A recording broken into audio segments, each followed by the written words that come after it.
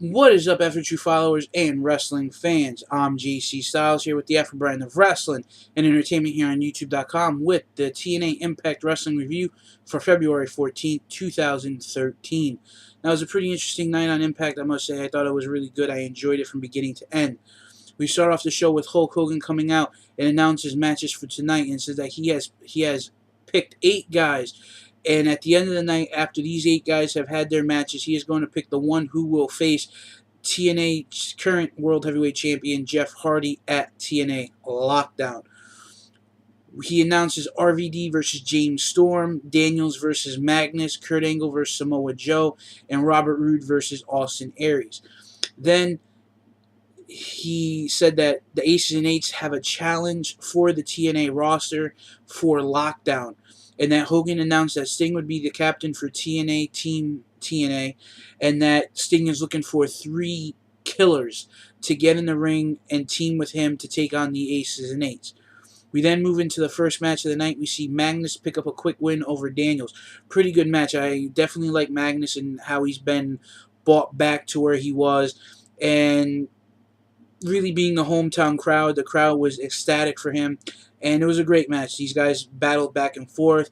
Daniel's ever so popular, ever so cocky in the ring like he always does, strutting around, dancing, thinking he's got the upper hand, and then boom, Magnus wins. It was a really great match. I enjoyed it.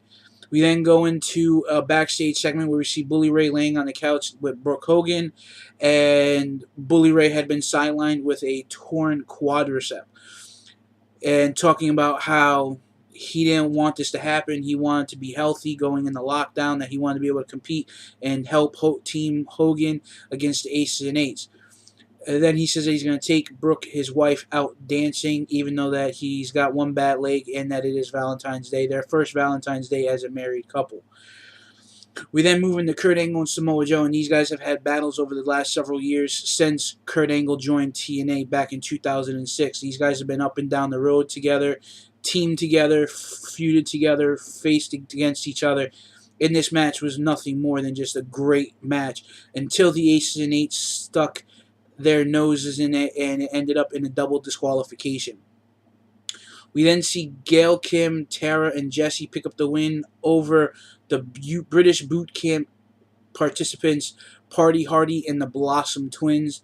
Not really going to talk too much about this match because I really didn't see the whole match, but I did get a quick glimpse of Party Hardy trying to do a suicide dive to Jesse on the outside, and he overshot Jesse and went headfirst right into the side rail. It was just crazy.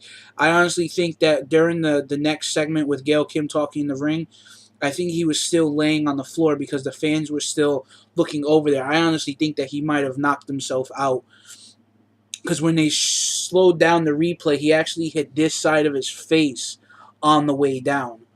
On the bottom piece that sticks out, because you got the wall and then you got the structure that stands up like this, kind of like a like, how do you call it, like a leg, like a brace tripod type thing. But anyway, Gail Kim then gets on the mic after the match and says that she demands a match for the Knockouts title. Then Brooke comes out and makes a 4-way elimination Knockouts title match. Next week we'll see Tara defend against Gail Kim, Velvet Sky, and Miss Tessmacher. We then move into the next match, James Storm versus RVD. Tremendous match. These guys both worked their asses off during this match, and I really enjoyed it. Thought it could have been a little bit better, but for what it was worth, it was a great match on Impact. I think that was a pay-per-view caliber match, that it was so good, and I actually enjoyed it. We saw James Storm pick up the win over RVD. Then in the main event, we see Robert Roode take on Austin Aries. This ends in a double countout when Chavo and Hernandez come up onto the walkway, distract A-Double and Roode, and they're both wearing A-Double and Roode shirts, Hernandez and Chavo, and we see these two try to fight to make it back to the ring, as they were trying to hold each other back. Roode and Aries were trying to hold one another back to get to the ring and get that upper hand. Then we go to the commercial, and after commercial, Hogan comes out, tries to make his big announcement, and as he's getting ready to make his announcement, the Aces and Eights surround the ring. And just as the Aces and Eights were getting ready to climb in the ring, Bully Ray comes out and stands in the middle of the ring. Now, at this point in time, they were all hesitant to get in the ring, and I kind of thought that they weren't going to get in the ring, and Hogan was going to kind of try to turn on Bully, or Bully was going to turn on Hogan, and there would be nothing wrong with his quad. Then Sting's music hits, and he comes out with Equalizer. Sting had a cricket. Of all things, he had a cricket and 2 Louisville painted black bats for Hogan and Bully Ray. And that's how we ended the Impact tonight. Now, it was a really good show. I thought it was more interesting. It could have been a lot better. But fantastic night. No complaints. I just would have liked to have seen a little bit more out of the Joe Angle match and the Storm RVD match. But with that being said, for the Effort Brand of Wrestling and Entertainment here on YouTube.com, please leave your comments in the comment box below and let me know your thoughts on what you thought of TNA Impact. And I'm JC Styles, and I'll catch you later.